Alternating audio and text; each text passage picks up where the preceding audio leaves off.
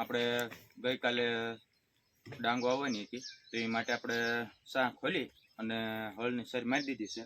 હવે દેશી ખાતર ભરવું છે, તો આપણે એ હાટું દેશી ખાતર ગળી ગયેલું છે એ ભરી જાય.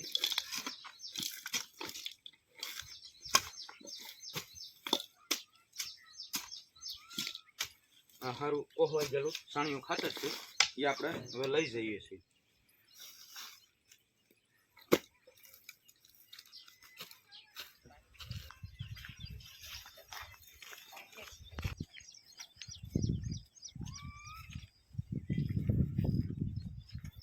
હાલો મિત્રો, વાલા મિત્રો, આને લીંબુડીનો બગીચો પણ છે, બહુ ઝાઝો છે, તમે જોઈ શકો છો. કાલે અમે લીંબુ ઉતાર્યા હતા, એ પાછો આગળ હાલા જાય છે. હવે આપણું કોહવાઈ ગયેલું ખાતર છે દેશી, એ શાહમાં ભરી દેવાનું છે, જેથી કરીને આપણા જે ડાંગ છે એ બહુ સારી થાય.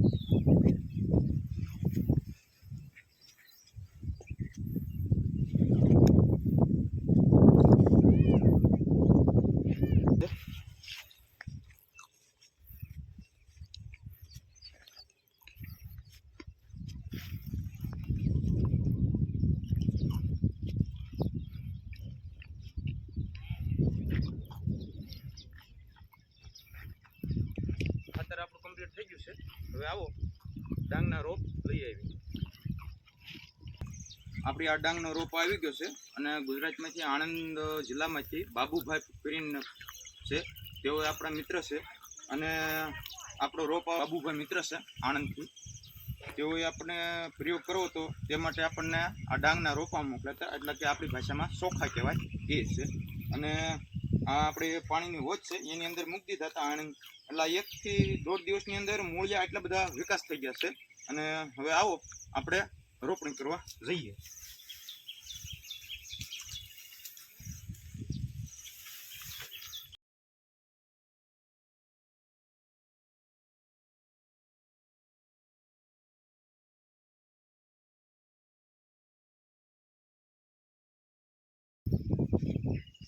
હવે આપણે ક્યારે આવી ગયા છે, જોકે બાબુભાઈ એવું કીધું હતું આપણને કે ભાઈ કેરા ભરી અને ભવિષ્યભાઈ તમે રોપણી કરજો, પણ આપણે આપણી રીતે રોપણી કરવાની છે, અને આપણે બિન પિયતમાં તૈયાર થાય એટલે એ રીતે આપણે આ સોંપણી કરવાની છે. અને દેશી ખાતર આપણે અગાઉ ભરી દીધું છે, અને હળની શેરની અંદર આપણે સોંપવાનું ચાલુ કરીએ.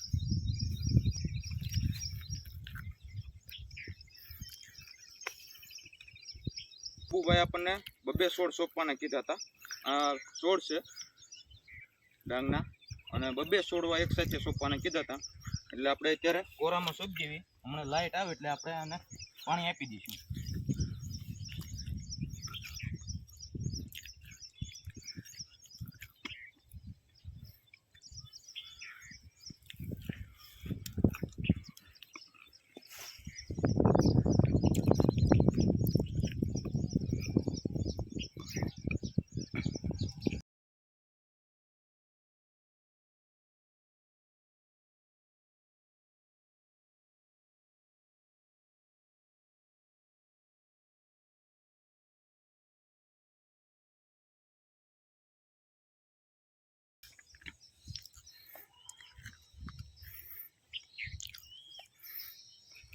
આજે આપણે ચોખાનું રોપાઈ કરી રહ્યા છીએ. અહીં સુધી પૂગી ગયા છે, અને હવે આટલો કટકો આ બાકી રહ્યો છે. હવે ચાલો બતાવું કેવી રીતે સોંપી છીએ આપણે ડાંગ. ચોખાનું વાવેતર કરી રહ્યા છીએ. જોકે ડાંગ શબ્દ વપરાતો હોય છે, પણ આપણે ચોખા જ શબ્દ આ વિસ્તારમાં બોલાય એટલે ચોખા બોલી રહ્યો છું.